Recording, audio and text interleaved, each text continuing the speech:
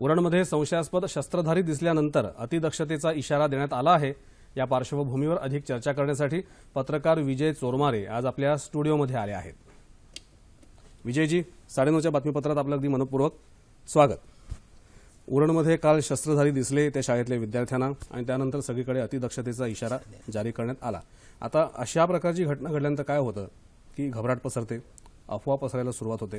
तर असं सगळं घडत असताना पोलीस यंत्रणा, सुरक्षा यंत्रणा आणि सर्वसामान्य नागरिक यांच्यामध्ये नेमका कशा प्रकारचा समन्वय प्रस्थापित व्हायला हवा?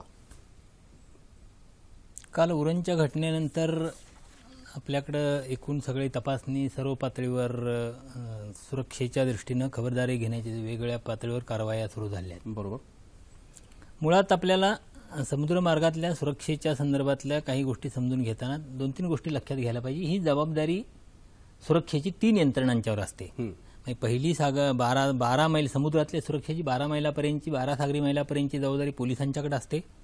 तिथून साधारण 200 सागरी मैलापर्यंतची जबाबदारी तटरक्षक दलाकडे असते आणि यासह सगळी पुढची जबाबदारी नौदलाचे सगळं त्याच्यावर नियंत्रण असतं। तर या 3 यंत्रणांच्या मध्ये समन्वय असेल तर अशा बाहेरून होणाऱ्या कुठल्याही कारवाया, घुसखोऱ्या थांबवणं शक्य होतं आणि या 3 यंत्रणांच्यातला समन्वय अधिक भक्कम असणं महत्त्वाचं असतं। बरं, आपल्याकडं पूर्वीपासून हा समन्वय होता असं म्हणणं खूप धाडसा ठरेल, कारण 26/11ची घटना घडल्यानंतर, कारण 26/11ची जो दहशतवादी हल्ला झाला होता देशावरचा मोठा मुंबईवरचा, त्या हल्ल्यातले दहशतवादी सागरी मार्गाने आले होते। त्यामुळे त्यानंतर 26/11 नंतर या 3 यंत्रणांच्या मधला समन्वय चांगल्या रीतीनं करण्यात आलेला आहे आणि त्यामुळे पण आता परिस्थिती अशी येते समुद्रातल्या सुरक्षेच्या दृष्टीने, आपण ज्यावेळी सागरी सुरक्षेचा आणि सागरी मार्गाच्या सुरक्षेच्या दृष्टीने विचार करतो त्यावेळी ज्या पद्धतीनं जमिनीवरच्या प्रदेशात काही सीमारेषेला काही कुंपण किंवा तत्सम काही एक आपल्याला दृश्य स्वरूपातला अटकाव असतो किंवा त्यावर नियंत्रण ठेवणं सहज शक्य असतं, तेवढे सोपेपणा समुद्री सुरक्षेच्या मध्ये नसतो। बरोबर, कारण तिथं वेगवेगळ्या प्रवासी या सगळ्या हद्दीतून प्रवासी बोटी असतात, मच्छीमारी बोटी असतात। अलीकडे मच्छीमारी बोटीने एकाच प्रकारचा रंग दिला जातो, त्यामुळे त्यात वेगळं काही हालचाल दिसली की असेल, वेगळी काही असेल तर दिसू शकतं। पण 26/11च्या वेळी आपल्याला बघितलं की जे अशी विघातक प्रवृत्तीच्या शक्ती आहेत, दहशतवादी शक्ती आहेत, त्या मच्छीमार बोट ताब्यात घेऊन की त्यावरून येऊ शकतात। त्यामुळं इथं घुसणं खूप सोपं असतं यांना, त्यासाठी या 3 यंत्रणांच्यातला समन्वय महत्त्वाचा असतो। बरोबर, हां, समन्वय महत्त्वाचा तर आहे, पण हा समन्वय प्रस्थापित करण्यासाठी आणखी काही विशेष वेगळी यंत्रणा वगैरे उभारण्याची काही गरज आहे का? आता मला वाटतं त्या दृष्टीने त्यांनी त्या समन्वयाची एक यंत्रणा आहेच कार्य। 26/11 नंतर ज्या काही सुरक्षाविषयक उपाययोजना होत्या देशादेशाने त्या त्यांनी संरक्षण दलानं, पोलिसांनी सगळ्यांनी केलेल्याच आहेत। आता त्या संदर्भात काही नवीन यंत्रणा उभी करावी अशी स्थिती काही नाही, पण ही सुरक्षा व्यवस्था अधिक भक्कम करण्याची गरज आहे।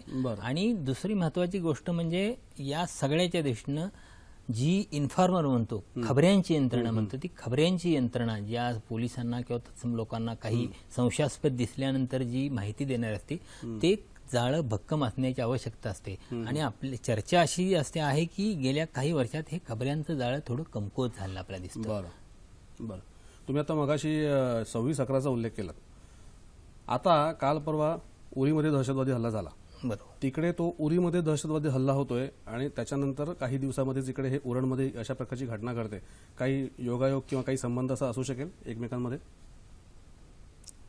योगायोग किंवा तसा संबंध जोडण्याचं कारण नाही, पण एक गोष्ट आपल्याला लक्षात घेतली पाहिजे की काही शाळकरी मुलं सांगतात की आम्हाला असं संशयास्पद काहीतरी दिसलेलं आहे आणि केवळ शाळकरी मुलांच्या माहितीवर आपल्या एवढ्या सगळ्या सुरक्षा यंत्रणा अत्यंत दक्ष होतात आणि त्या दृष्टीने सगळीकडे अतिदक्षता इशारा देतात, कामाला लागतात।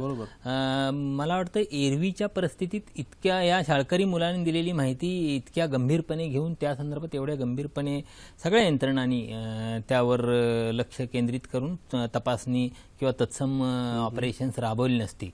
पण उरीमध्ये जी घटना घडली तिथं दहशतवादी हल्ल्यात आपले 18 जवान शहीद झाले।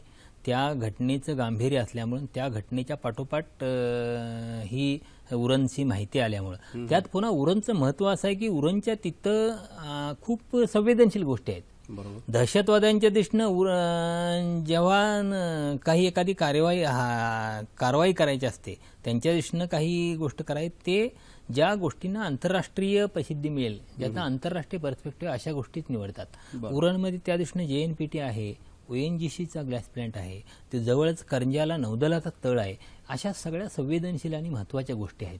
त्यामुळं हे माहिती कशी असली, मुलांनी दिलेली माहिती असली तरी ती गंभीरपणे घेऊन मला वाटतं या यंत्रणांनी त्या संदर्भात सतर्कता. कालची जी घटना घडली तशी एखादी मुख्य घटना घडली ना की अफवा लगेच पसरायला सुरुवात होते. अगदी आज सुद्धा सगळीकडे व्हॉट्सअपचे मेसेजेस वगैरे खूप भरभरून अगदी फिरवते.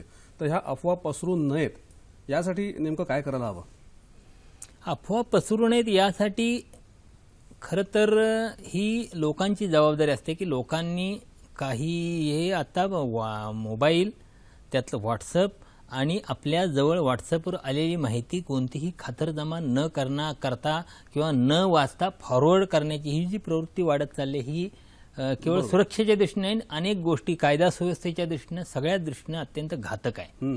खरं तर त्या संदर्भात नीट प्रबोधन होण्याची मला वाटतं लोकांची गरज आहे. तुम्ही तुमच्यापर्यंत आलेली कुठली माहिती पुढे पोहोचवली पाहिजे, कारण या व्हॉट्सअपच्या मुळं अशा बेजबाबदारपणा, हे माध्यम बेजबाबदारपणे हाताळल्यामुळं अनेक ठिकाणी दंगलीसारखे प्रसंग उद्भवले आहेत, अनेक ठिकाणी तणावाची परिस्थिती निर्माण झाली. या गोष्टी लक्षात घेऊन त्या संदर्भात काही मला वाटतं नीट प्रबोधनाची लोकांच्या भूमिका सगळ्या यंत्रणांनी, सर्व जबाबदार घटकांनी निभावली पाहिजे असं. बरोबर. अशा संपूर्ण सगळ्या पार्श्वभूमीवरती पोलीस यंत्रणेला जनतेनं कसं सहकार्य करायला पाहिजे, जनतेनं पोलीस फ्रेंडली कसं बनायचं आणि पोलिसांनी जनतेबरोबर फ्रेंडली कसं बनायचं हे जरा सांगा. म्हणजे आपल्याकडं नेहमी म्हटलं जातं की पोलीस हा गणवेशातला नागरिक असतो आणि सामान्य लोक हे साध्या वेशातील पोलीस असतात. हे खरं तर प्रत्येकानं गांभीर्यानं हे बघायला पाहिजे आणि या भूमिकेतनं प्रत्येकानं विचार करायला पाहिजे. उगीच कुठलीही घटना घडली की आपल्याकडे बघे संस्कृती एवढी मोठ्या प्रमाणावर वाढलेली आहे की काही नको म्हणजे गर्दी करणं हा म्हणजे आपला एकूण ही संस्कृती आणि एकूण सामाजिक स्वभावधर्मच बनले आहे. कुठल्याही ठिकाणी एखादी गोष्ट घडली तर गर्दी करणं स्थायी भाव आहे. त्यामुळं हे यात थोडी अधिक प्रगल्भता लोकांच्याकडून दाखवण्याची गरज आहे आणि पोलिसांनीही लोकांचं या संदर्भात नेमकं काय आहे, काय चाललेलं आहे, तपासणी कशासाठी आहे, कशाच्या अनुषंगाने, ही जर या संदर्भातील लोकांना नीट माहिती दिली तर लोक ऐकतात. पण या पोलिसांच्या यंत्रणेकडूनही बऱ्याचदा गोंधळ असा होतो की नेमकं काय आहे, काहीच माहिती न देता अचानक सगळ्या गोष्टी केल्या जातात. त्याचा लोकांना त्रास होतो आणि त्याच्या प्रतिक्रिया उमटतात. त्रास होणं स्वाभाविक आहे. सुरक्षेच्या दृष्टीनं, देशाच्या सुरक्षिततेच्या दृष्टीनं, लोकांच्या सुरक्षिततेच्या दृष्टीनं असा लोकांना काही वाहतूक तुंबली किंवा टोल नाक्यावर गर्दी झाली किंवा आणखी याचा असा त्रास झाला तर त्यात काही वावगं नाही. पण किमान एक काही नीट कम्युनिकेशन लोकांशी पोलिसांचं असलं तर या गोष्टी होणार नाही. म्हणालात की माहिती नसते लोकांना. अगदी खरं आहे. लोकांना माहिती कशी होणार तर मुद्रित माध्यमं आणि तुमची इलेक्ट्रॉनिक प्रसार माध्यमं, ही दोन माध्यमं मुख्यत्वे करून एखाद्या घडलेली घटनेची माहिती लोकांपर्यंत पोहोचवतात. प्रत्यक्ष लोकांना खरोखर काही माहिती नसतं, यांच्यावरती पूर्णपणे अवलंबून असतात आणि त्याच्यावर आडाखे बांधलेले जातात. तर ह्या दोन प्रसार माध्यमांची नेमकी भूमिका अशा प्रसंगी काय असायला हवी? प्रसारमाध्यमांची अशा प्रकरणातली जबाबदारी खूप मोठी आहे. बरोबर. आपण 26/11च्या वेळी बघितलं काही खाजगी वृत्तवाहिन्यांनी ज्या पद्धतीनं काही दहशतवाद्यांशी संवाद किंवा ज्या ऑपरेशन रेस्क्यू ऑपरेशन चाललेले होते किंवा आपल्या कमांडो ऑपरेशन चालू होते त्याचं चित्रणही दाखवलं आणि त्याचा किती मोठा फटका बसला सगळ्या ह्याला ते आपण सगळ्यांनी बघितलेलं आहे. तर प्रसारमाध्यमांचा हा बेजबाबदारपणा होता. मग त्यानंतर खरं तर बऱ्यापैकी प्रसारमाध्यमांच्या वृत्तीमध्ये सुधारणा झालेली आहे. ती अधिक जबाबदार, अधिक गंभीर बनायला लागले आहेत. स्वयंनियंत्रण, सेन्सॉरशिप नसली तरी त्यांनी ह्या इलेक्ट्रॉनिक माध्यमांनी विशेषतः, कारण तातडीनं माहिती 24 तास न्यूजमुळे ती इलेक्ट्रॉनिक माध्यमांच्याकडून जात असते, त्यांनी स्वयंनियंत्रण आणलेलं आहे. पण मला वाटतं अशा घटनांच्या वेळी ह्या आपल्या तपास म्हणजे सुरक्षा यंत्रणा आहेत त्यांची एक जबाबदारी येते की त्यांनी एक नीट माध्यमांच्या मार्फत लोकांसाठी एक नीट ब्रीफिंग सुरुवातीच्या टप्प्यात करायला पाहिजे.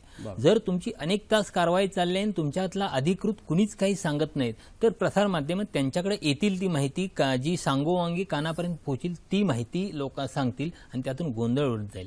यासाठी सुरक्षा यंत्रणांची जबाबदारी आहे की सुरुवातीच्या टप्प्यात जे काय असेल 2 ओळीचं ब्रीफिंग असेल असं घडलेलं आहे आणि या ब्रीफिंगच्या वेळीच काही सूचना देता येऊ शकतात की तुम्ही या गोष्टी प्रसारित करा, या गोष्टी प्रसारित करू नयेत. सुरक्षिततेच्या दृष्टीनं असं जर काही मार्गदर्शक सूचना दिल्या तर प्रसारमाध्यमं मला वाटतं सुरक्षिततेनं TRPकडे बघणार नाहीत आणि त्या संदर्भात ते स्वयंनियंत्रण पाळतील. त्यामुळं हे दोन्ही प्रसारमाध्यमांची जशी जबाबदारी आहे तशी सुरक्षा यंत्रणांची सुद्धा जबाबदारी आहे नीट माहिती पोहोचवण्याची. अगदी तुम्ही खरं बोललात विजयजी. म्हणजे थोडक्यात आपण असा निष्कर्ष काढू शकतो यामधून की अशी एखादी घटना घडल्यानंतर आत्मभान प्रत्येकाने बाळगणं गरजेचं आहे. म्हणजे काय आपण ऐकतो आणि काय आपण पोहोचवतो, बरोबर. आपण आपल्या डोळ्यावरती विश्वास ठेवायला पाहिजे आणि आपण आपल्या कानावरती विश्वास ठेवण्यापेक्षा डोळ्यावरती जास्त विश्वास ठेवायला पाहिजे. आज आपण या बातमीपत्रामध्ये आलात आणि अगदी छान चर्चा केलीत. मनपूर्वक आभार.